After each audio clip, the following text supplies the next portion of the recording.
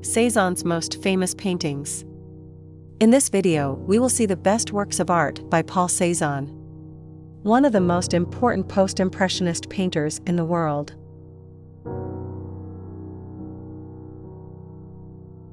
Madame Cézanne painting. Artwork by Paul Cézanne from the year 1877. Hortense Fouquet poses in one of the 29 portraits her husband took of her.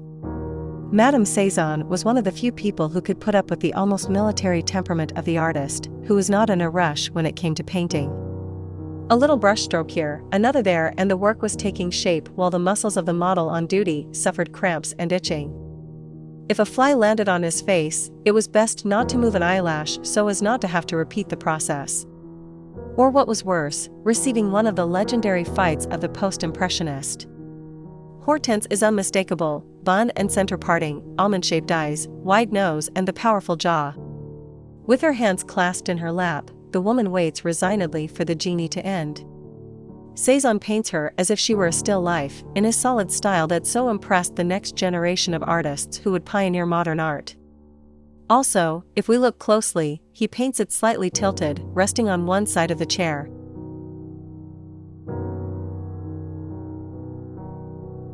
Tuesday of Carnival painting. Artwork by Paul Cézanne from the year 1888. Harlequin and Pierrot live the carnival to the fullest. In the 1980s, Cézanne visits the Louvre ad nauseam. There he soaks up Rembrandt, Rubens and Delacroix, but he wanted to create something new and lasting.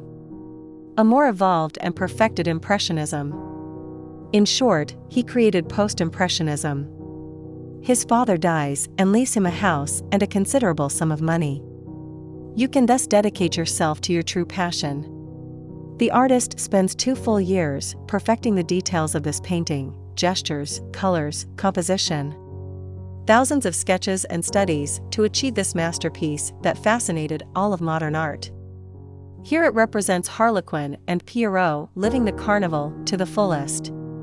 Picasso took very good note of his fetish author and specifically of this painting, which he would homage several times. As the Cubist said, "Great artists copy, geniuses steal."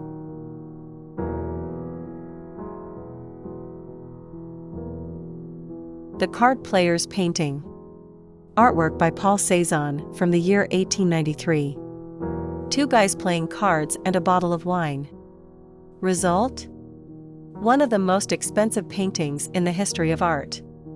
It is one of the 5 paintings on cards that Cézanne made in the post-impressionism decade.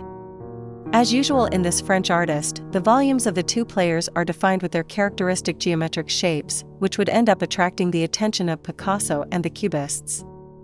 Cézanne is the father of us all, the Malaga native once said. Matisse, for his part, would also end up becoming obsessed with Cézanne's colors and would practically plagiarize some of his works.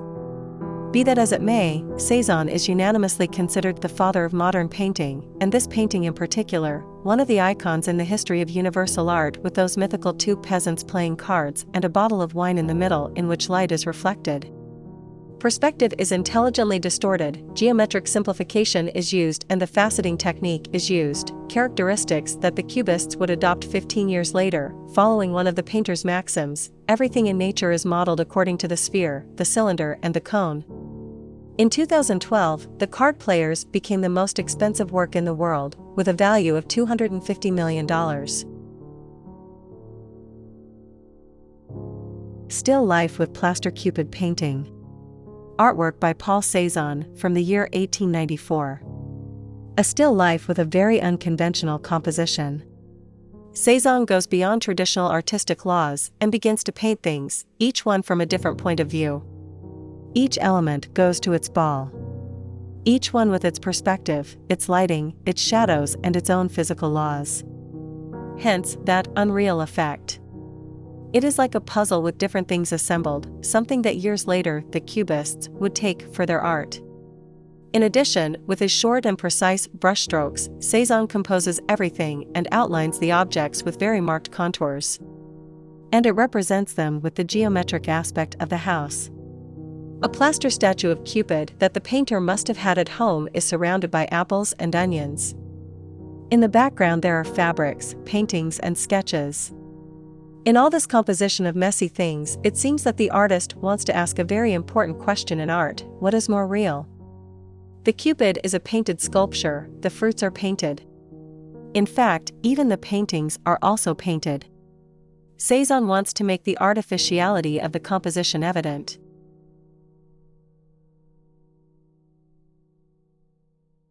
The Peppermint Bottle painting. Artwork by Paul Cézanne from the year 1895.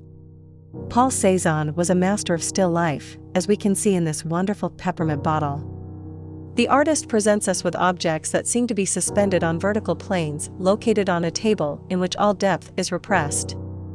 The background, with those horizontal and vertical lines, only enhances this effect of perfect destabilization that translates into an unusual dynamism in a still life. Cézanne can perfectly capture the materials, that transparent glass, through which we see several layers of objects, those fabrics wrinkled in extremely complicated folds, the peppermint bottle that gives the painting its name with its elegant double curvature, and of course the inevitable fruits that so many times he painted. All in perfect conjunction, it seems that if you move an apple everything falls apart, but each element with its own solidity, weight, opacity and balance.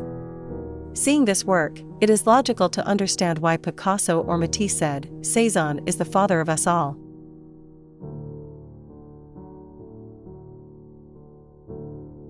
Pyramid of Skulls painting.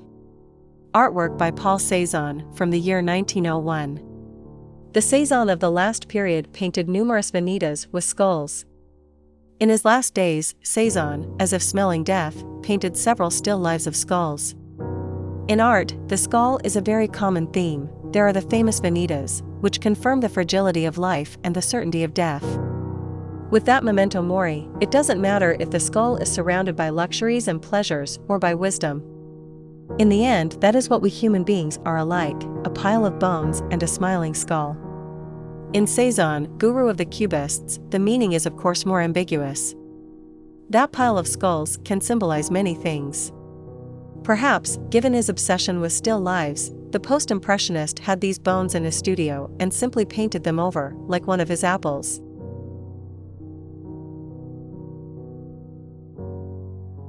Still Life with Apples and Peaches painting. Artwork by Paul Cézanne from the year 1905. A Cézanne masterpiece painted over several sessions, from various points of view. The eye must understand, put things together, said Cézanne, the brain will shape it. In a still life, the artist is God. He creates each object, each perspective, each point of view, and composes them to his liking. Cézanne made hundreds of still lives and painted hundreds of times the same objects that he had in his studio. This table that you see in the image, for example, this printed fabric, this jug. They are recurring motifs in the artist. We have seen them many times, but in each painting they are absolutely different, with a new exploration of shapes and their relationships. Here Cézanne paints in principle a still life of the most traditional, right? Lie. Cézanne actually paints things from two different perspectives, one at eye level, the other from above. If this painting were real, the fruit would roll down the tilted table. He painted meticulously, it took days, and every day he moved the easel and painted things from another point of view. And in reality, this is how we see, with two eyes.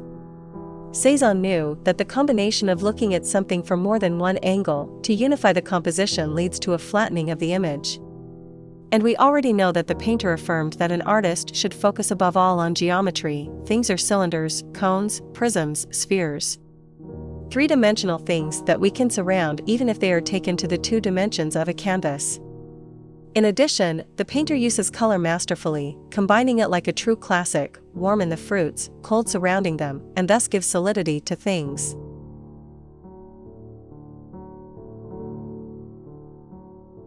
That was all for today's video. Tell us what you thought, and if you liked it, please give us your subscription and your like. This way you support the art community on YouTube. Until the next video, have a nice day.